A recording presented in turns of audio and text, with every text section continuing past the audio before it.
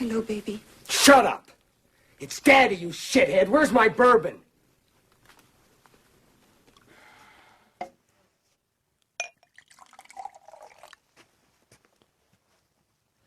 Dorothy's apartment is one of those hellish places which abound in David Lynch's films.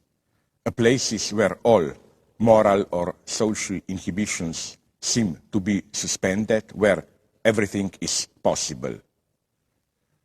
The lowest masochistic sex, obscenities, the deepest level of our desires that we are not even ready to admit to ourselves, we are confronted with them in such places.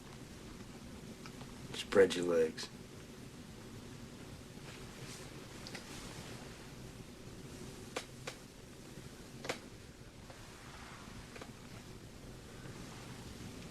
Wider.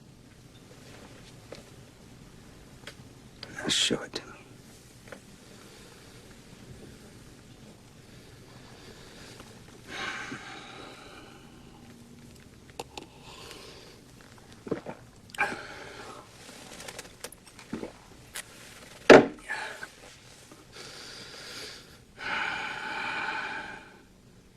Don't you fucking look at me.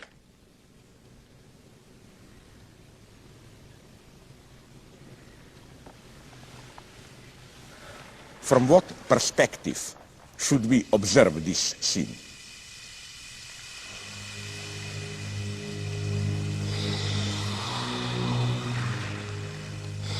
Imagine the scene as that of a small child hidden in a closet or behind a door, Mommy. witnessing the parental intercourse. He doesn't yet know what sexuality is, how we do it.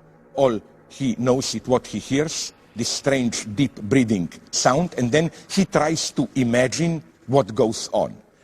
At the very beginning of Blue Velvet, we see Jeffrey's father having a heart attack, falling down. We have the eclipse of the normal paternal authority. Hey, Nat.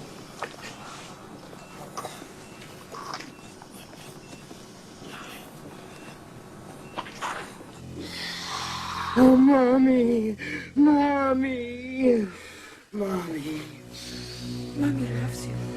Baby wants to fuck. It is as if Jeffrey fantasizes this wild parental couple of Dorothy and Frank as kind of a phantasmatic supplement to the lack of the real paternal authority.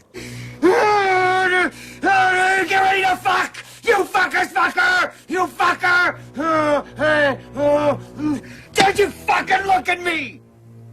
Frank not only obviously acts, but even overacts. It is as if his ridiculously excessive gesticulating, shouting, and so on, are here to cover up something. The point is, of course, the elementary one, to convince the invisible observer that father is potent, to cover up father's impotence. So the second way to read the scene would have been as a spectacle, a ridiculously violent spectacle set up by the father to convince the son of his power, of his overpotency.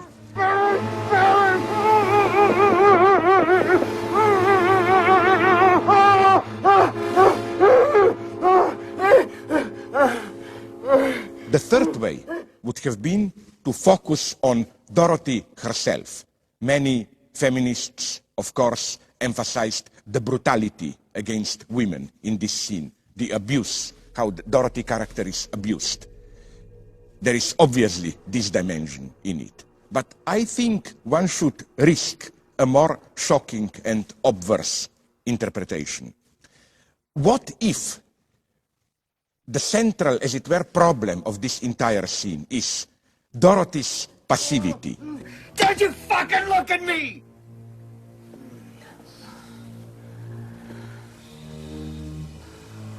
So what if what Frank is doing is a kind of a desperate, ridiculous, but nonetheless effective attempt of trying to help Dorothy, to awaken her out of her lethargy, to bring her into life.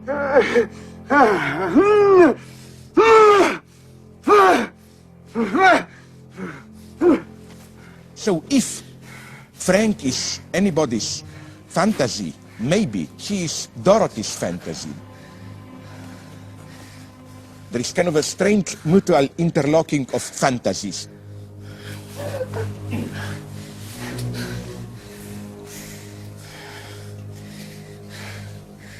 You stay alive, baby. It's not only ambiguity, but oscillation between three focal points. This, I think, is what accounts for the strange reverberations.